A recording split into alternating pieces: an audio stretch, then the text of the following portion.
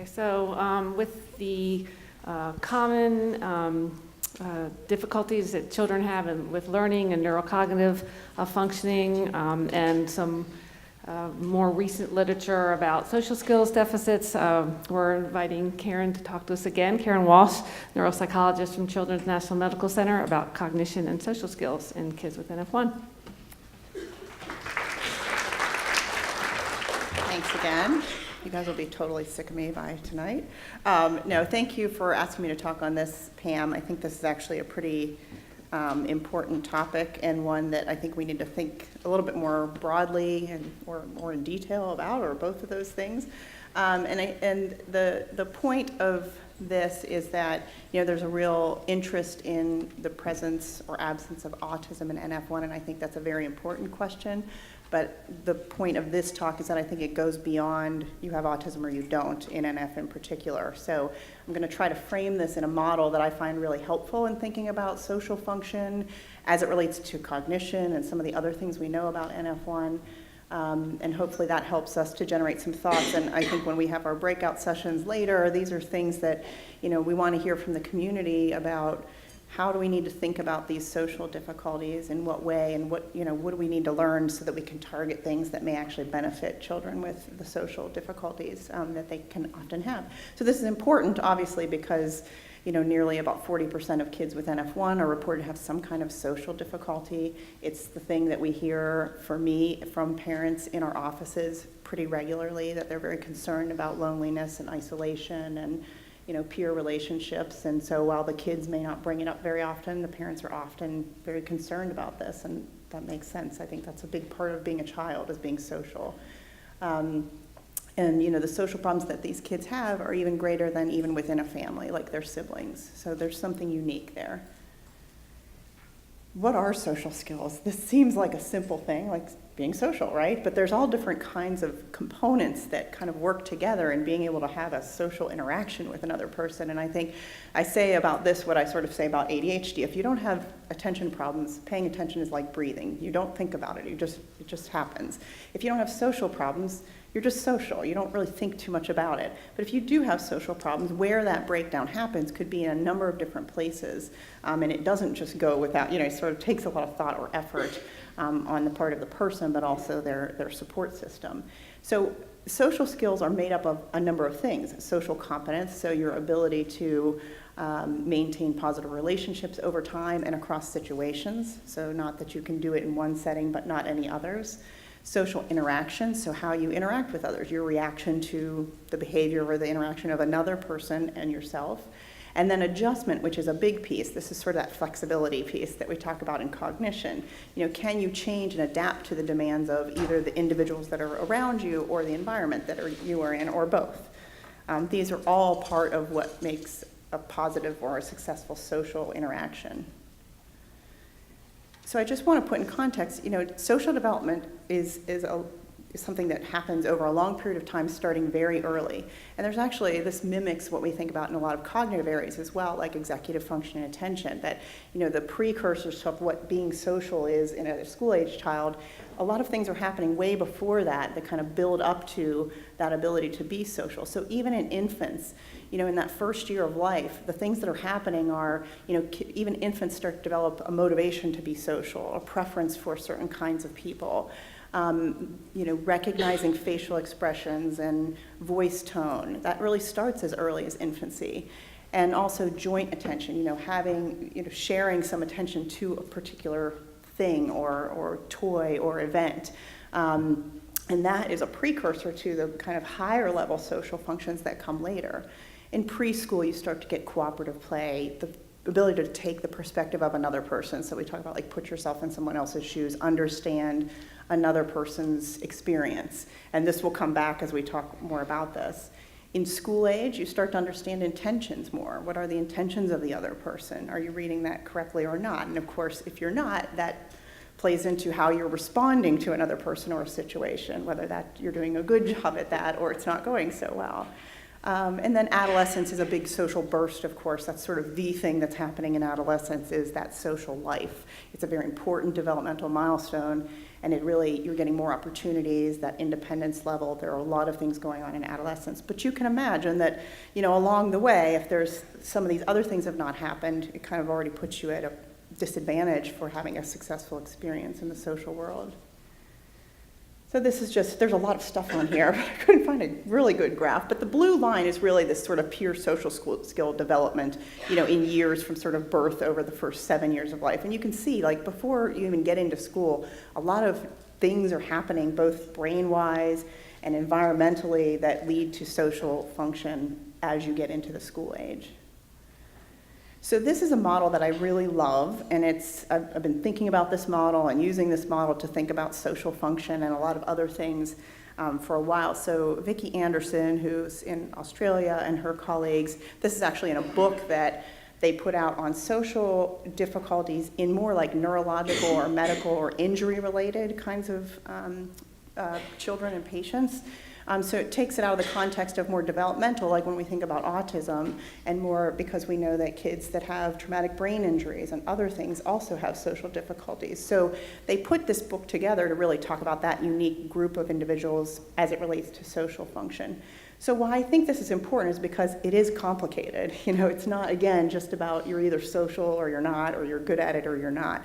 And there's a lot of factors that go into these complex interactions. So I'm going to use this model and sort of break it down as we go through, talk about what's, I guess, normal or typical as it relates to each of these sections, and then also talk about what do we know in NF, where maybe there's disruptions in different parts of this model.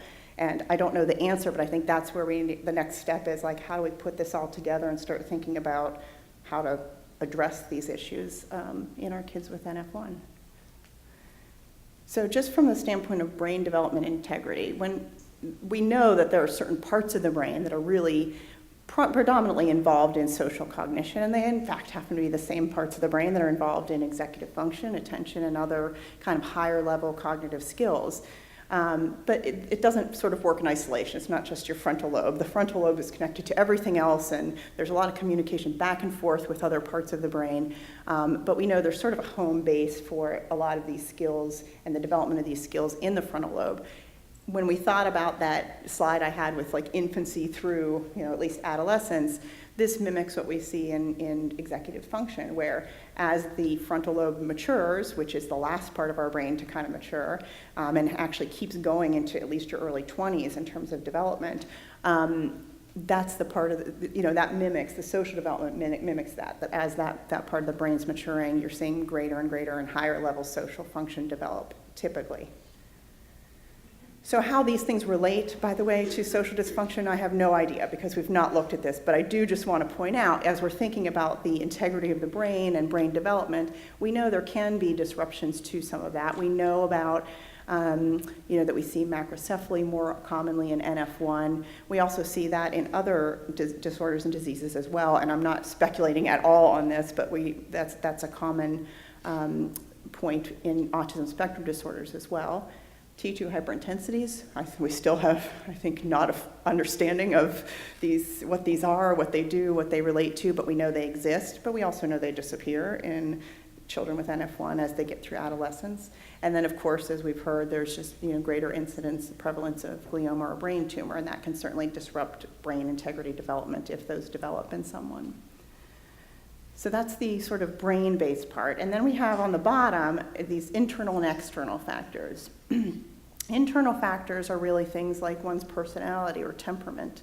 Are you more of an introvert or an extrovert? And these aren't problems, they're just people are different.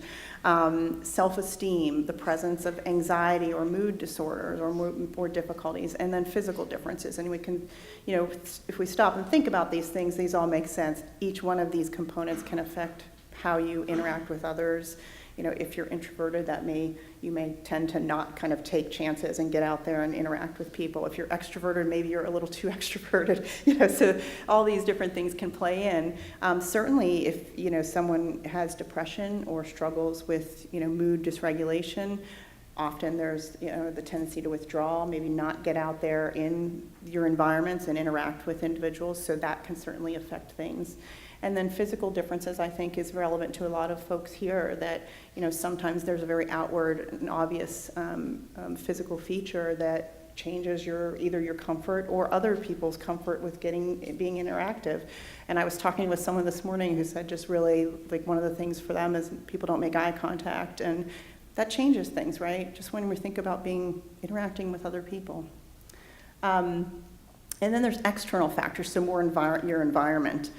Those are things like your socioeconomic status. That actually ends up really mattering in a lot of things, and we don't study it and consider it, I think, enough in research, but it has a lot to do with your access to different kinds of resources or groups or other things. Family functioning, cultural influences, and support networks in general all can affect the development of social function. So now I'm going to this left-hand column here really has these different cognitive and emotional aspects of the development of social skills, as we talked about. So we're going to walk through those as well. So attention and executive function. I like to think of executive function as sort of an umbrella term for that captures a lot of different skill sets, actually. And I broke this down really into kind of 3 areas. You can break this down a lot of different ways and talk about it a lot of different ways, but I think for the purpose of thinking about social development and function, this is a helpful way. So, one of the things under that umbrella is under the kind of broad heading of attention, which are things like, can I monitor my own self? Can I inhibit impulses and regulate myself? And, you can think about, a lot of times kids with ADHD have social difficulties. Some of that has to do with being in people's space, being a little too touchy, kind of being too loud. And then as we get further in this talk, we'll talk about, kids with NF struggle to sort of read other people in some ways. So, you can imagine that in combination doesn't end up being a successful situation at times because we're not reading that maybe that's bothering somebody or they don't like this anymore. Another area under this umbrella is goal setting. So things like time management, organization, planning. Again, people are nodding heads. They're like, yes, we know these are not strengths necessarily in our house. But again, thinking about that maybe in adolescence or adulthood, time management. If you're the person that's showing up always an hour late, right, or, you never have the right stuff at the right time, again, just there can be an impact on how others interact with you and connect with you because of those things. And then flexibility, again, that adaptability piece. That's a big piece of being social, is being able to kind of go with the flow. It's a different scenario or it's a different group of people, and kind of reading the group or reading the people around you and then changing what you're doing, accordingly so you fit into that setting or that group. So this is kind of that umbrella of executive function and attention. And then I don't really need to belabor this slide, but these are big problems for our kids with NF. This is something we know very well, that about half of kids with NF1 have ADHD. More than that have symptoms that may not really meet diagnostic levels but are problematic for them. And then that executive function piece is a big challenge for a lot of kids with ADHD and adults. Okay, so then communication and language. This would seem obvious, right? If you aren't a good communicator, that can impact how you interact with others. But that's both expressive language and receptive language, understanding things. But I think the most important piece of this communication is what we call pragmatic language. And that's sort of communication beyond words, right? That's not what's coming out of my mouth. It's what you're seeing with how I'm moving my body, my facial expression, the tone of my voice, the rate, the rhythm of that. It's conveying something to you, right? So you may or may not be good at those things, but that actually probably is the biggest piece from a communication and language standpoint that relates to social function. It's the subtleties that matter. And the pragmatic language piece is going to come back in when we talk about social cognition. There's a bit of an overlap, so we'll come back to that a little bit. Whoops. So speech impairments are very common in young children with NF. That does tend to get better with time, but articulation or being able to be understood by others when you're little. I do hear that from kids and families a lot, that since their articulation is poor, other kids don't know what they're saying, so they just leave. Little kids don't stick around to try to figure it out. Us adults are pretty good about trying to figure it out with a young child, but their peers may not hang around to kind of figure it out, and if that's happening regularly, they stop trying. So then there's this separation of having the availability to connect with others. Language difficulties are not absent in NF1. We've talked for years about the visual spatial skill difficulties, but there are kids with real language deficits. The rates vary. I think that's not as well understood. And certainly, again, this relates to communicating every day and this social interaction piece.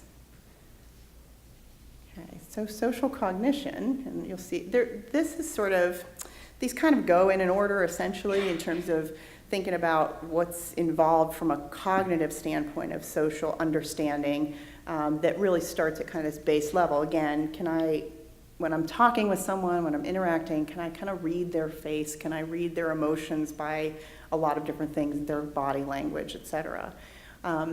That leads to my attribution of what someone's doing. So if somebody's, being a little bit more aggressive towards me, am I reading that right? Is it anger? Is it frustration? And then that's going to lead to whether I'm attributing the correct thing. So if something just happened to someone and they're being a little bit aggressive, it may not really be about me, but can I figure that out or not? And a lot of times kids with NF can't figure that out, so then the attribution's wrong, right? And then if I'm attributing the wrong thing to what you're doing, I'm going to respond to you with that wrong, that misattribution, which then makes the other person go like, what are you doing? So it becomes this really not kind of natural dynamic between two people because of some of these things. The emotional perspective taking, for me, is one of the bigger pieces for NF and this is sort of putting yourself in someone else's shoes. So this is, being with someone, kind of knowing what's going on in the moment and understanding how that person might feel, right? So if there's a group of kids and someone's teasing another kid, can I understand how the kid who's being teased probably feels by the experience? That's kind of that emotional perspective taking. This, again, is sometimes a challenge where in NF we can't always do that, right? So then we're like, I'm not interacting with you in a way, so that would breed empathy, right? If I saw that happening, I think, well, boy, this person probably doesn't feel very good. Maybe I can make them feel better. But if you're not getting that piece, then that's not your reaction to the situation. And moral reasoning we won't talk about, but that's sort of the highest level of all of this. I think I actually went through this when we just talked, but a couple other points to the emotion, facial perception, that this really is key to the reciprocity between two people, and it connects the communication with the emotional states of things. When it comes to attribution, again, like understanding what's the cause of this, why are you doing or acting a certain way, that again is the bridge between this emotional perception and that those higher level social cognition skills. And we talked about emotional perspective taking and moral reasoning. So a couple interesting things that we have learned about NF1. So kids, and again, most of my research is in kids, so I apologize, I'm not trying to exclude adults, but I don't think we know how far this goes, if these continue to be big problems in adulthood or not. I suspect maybe, but this is a real missing piece in NF, to be honest, is us understanding that transition from childhood to adulthood and what lingers, what doesn't. Are there new problems in adulthood that we don't know about? So apologies that I'm always talking about kids. But in children, we know that kids with NF1 have difficulty with subtle facial expressions. So these are actually some stimuli and tests that are used. They're very weird, actually. But the high intensity emotional, like affective things, kids with NF1 are like, I'm good. I see that you're scared, this guy or whatever. I don't even think that looks fearful, but just looks creepy. But the low intensity, so the kiddo on the right, that's a low intensity anger emotion. Don't get it. It sort of just misses the radar. And anger and fear in particular are the two facial expressions that kids with NF miss the most. But again, more in this low intensity. So again, this is the kid that's getting annoyed, right? This is the kid that you keep tapping and you're touching the stuff and he's like, I'm getting annoyed. So it's low intensity, like I'm just a little annoyed. Now eventually the kiddo with NF1 will get it because he'll look like the guy on the left, it's like, oh, sorry, I went too far. But they do have trouble with that subtle. But again, that doesn't allow you to change anything, right? In terms of when we're talking about being flexible in a situation, if you're not reading the kid on the right, it's not until it gets really bad that you're like, oh, I might need to do something a little different. Like you've missed opportunities to shift the approach or the interaction with someone where a lot of people would have been able to do that already, right? So it does set up for sort of more failure. The other interesting thing is about eye emotions. So you'd think, why does this matter? But actually the eyes are really important. And if you look in some of the autism research, they really get at sort of the scanning of the face in children with autism and what do they do. Now in kids with autism, they actually don't look at the right parts of the face. We find they just scan all over the place and they don't get at this. There's sort of this T shape, your mouth and your eyes are the most emotive part of your face. Kids with NF actually do a good job of scanning the right parts of the face, but they're not really good at that eye emotion piece. So when they're looking at, this is again another weird test that we use, what are these eyes telling you about the feelings of this person? The kids in general are worse at identifying what are those emotions with each of those kind of sets of eyes, and that relates to cognitive deficits that they have with working memory and some other things. And it's not just attention, it's not just that they're not looking at it and paying attention to it. There's kind of a higher level of difficulty there. So we talked about kids with NF1 will often have difficulties reading facial expressions and body language of another person. Fear and anger in particular seem to be more difficult.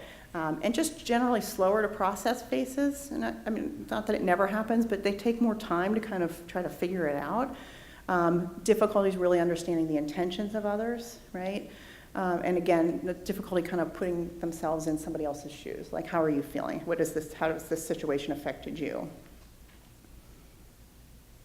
Okay, and then the last part of this model is the emotional behavioral function, which I think we've done literally, not much of anything on.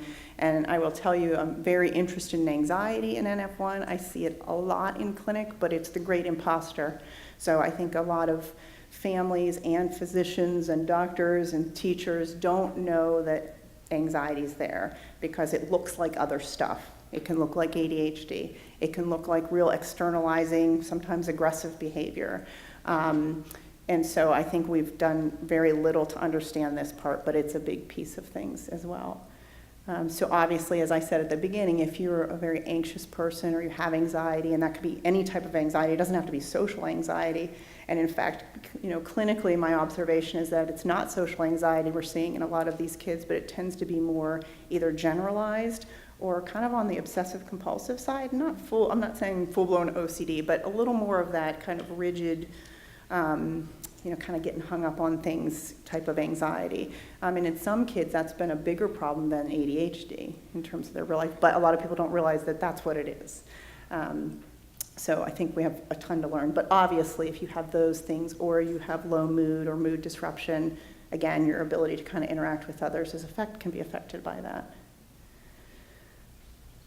There are a few studies out just on what they call internalizing symptoms in kids with NF1. And again, we're at our sort of 40% or so of some kind of difficulty with anxiety or mood or withdrawal, and about 25% with externalizing, which are sort of classified as things like being kind of oppositional. But again, I don't know if that's exactly what we're seeing. So to me, there's a lot to learn here yet.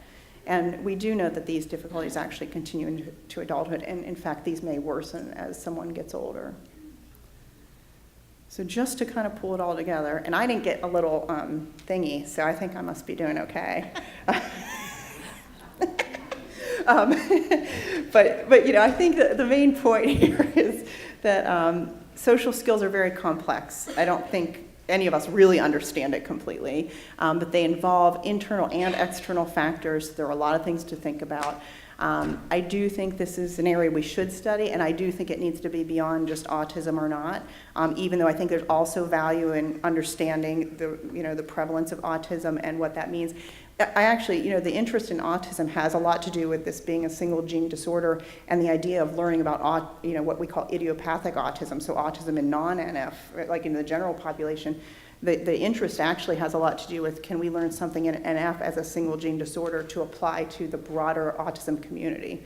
So in case you're wondering, like, what's all the hubbub about that, there may be real opportunities to kind of take that beyond NF and teach other people things about autism.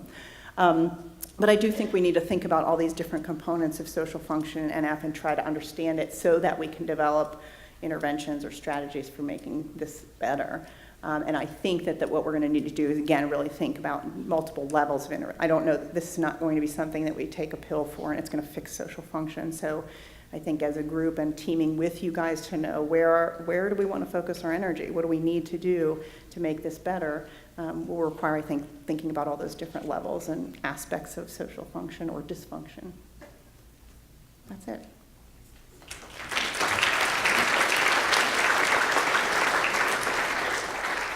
I guess I have time for questions, if you have any. What would your advice be to teachers? Is like these things, because you have students with an NF1 class. So what would your advice be to teachers With regard to the social piece or just in general? as a psychologist?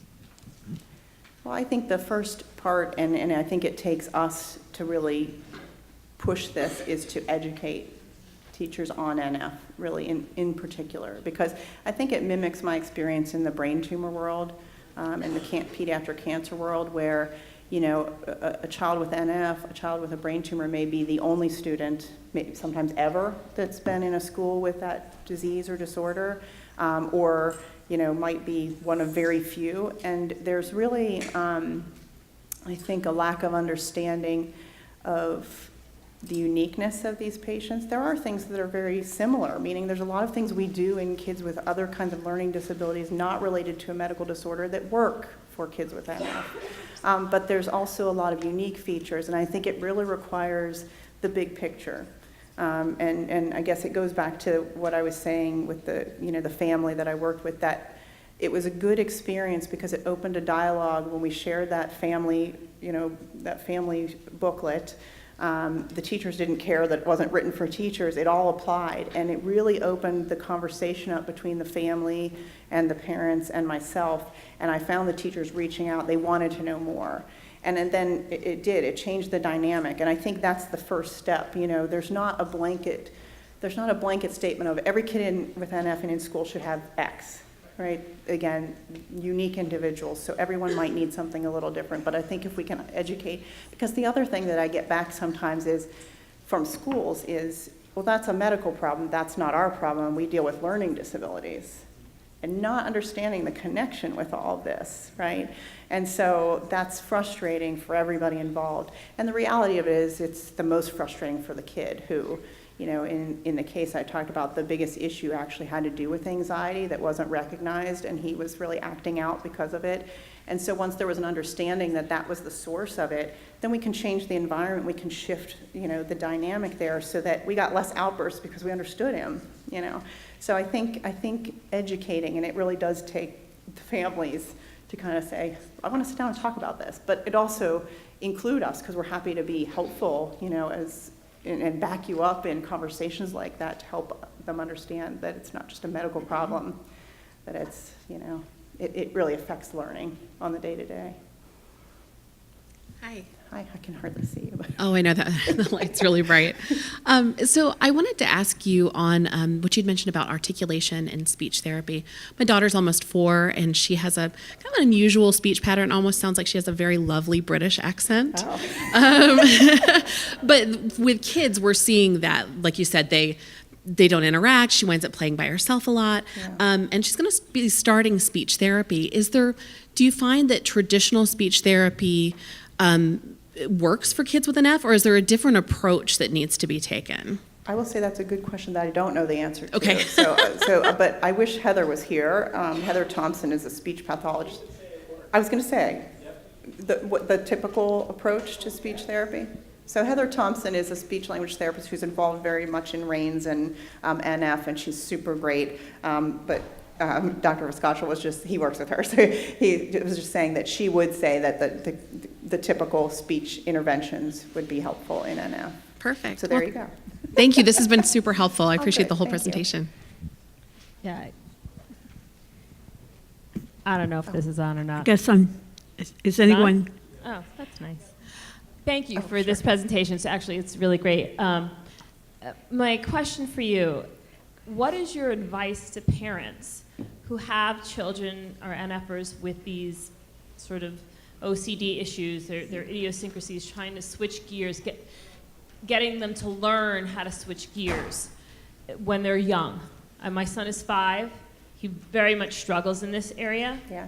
and we tend to take a hard line of you cry, you don't get what you want. The same sort of rules we do with my older son, but it doesn't really seem to be working. So I'm not sure if I'm making the issue worse. What's the course of action? Yeah, I think there's a couple things. Part of this is the, in 3 and 4-year-olds, they're not flexible. So you're at this really interesting point, right? Like you think about typical development of these skills. So we don't expect 1, 2, 3, and 4-year-olds to really be very flexible. They are pretty rigid, and that's normal. But you're at this phase of like where we would start to see more flexibility, right? As you're getting into school age, again, it associates with brain development, more flexibility, ability to kind of go with the flow. The inflexibility is very common in NF, and I think part of it is, so that's under that executive function umbrella. That's one aspect of it. So there are a couple things to say. One is to get at resources for yourself and understanding flexibility, and then there are tons of resources on how to build flexibility in kids, and it's kind of two-pronged, where you alter the environment a little bit to support them, but then you also teach them skills for getting more and more flexible, and it takes, sort of steps along the way. When, you mentioned kind of more obsessive compulsive, and I don't know if you meant specifically anxiety, but that, as an aside, is extremely treatable in children with behavioral interventions and therapy, cognitive behavioral therapy, even in young children. So if there's a specific anxiety aspect of that, that is definitely would be a recommendation, and it can be addressed very well with therapy. But executive function interventions is sort of, and you're at a great time to start building a foundation for that. I mean, his brain, he's got a lot of time to learn this. I always say that, executive function is a little bit of a double-edged sword. It can be disrupted very easily by lots of different things because it's such a protracted development. But on the flip side, we have some time to, try to make some dents in that over time. To focus on it is important, though, because the inflexibility piece, I would say, over and above all other aspects of executive function, is the thing that causes the most problems. So where would we find those types of resources? So I need to pull together some resources, actually, and find a way to share with you guys. Maybe I can work with Annette to get some things out. There are people and professionals in the community that are executive function coaches, they often call themselves. Sometimes they're psychologists or, people in education or other kinds of counselors, and they can be very helpful in terms of building, some strategies to increase and improve executive function at all ages, really. And then there's places like, there's a lot of websites with information, and maybe, again, I could put something together that can be shared with the community, because there's things that we would give out when we evaluate children that have executive function difficulties. There's a lot out there, though, but unless you know where it is, it's not that easy to find. Good stuff, anyhow. I think Thank we you. have time Okay, for just one more thanks. question. Okay, you're the last one. Okay. I just want to make a comment. I don't know if anyone's here from Missouri, from the Washington University Clinic, but we take our granddaughter down to St. Louis every couple of months. They have what they call NF Club, and they do different activities. Last summer we had a picnic, and then the kids did outdoor activities. And then this year we were invited again to other programs. One was hip hop. They did different dancing. And then the last one we went to was a paleontologist at the Science Museum. And while the kids are doing those activities, they take the parents into another room and answer questions and present materials. So I just was going to throw that out as a suggestion. Maybe other clinics do something similar, but I know our granddaughter really enjoys it. Yeah. It's ages like 5 to 12. That sounds great. I know a lot of places will have family days. A lot of institutions will have, I think we have coming up in DC, like on a Saturday, where it's very similar to this, but just on a smaller scale, where the idea is the same, of trying to give opportunities to discuss topics and converse about things. Thank you. Okay, thank you.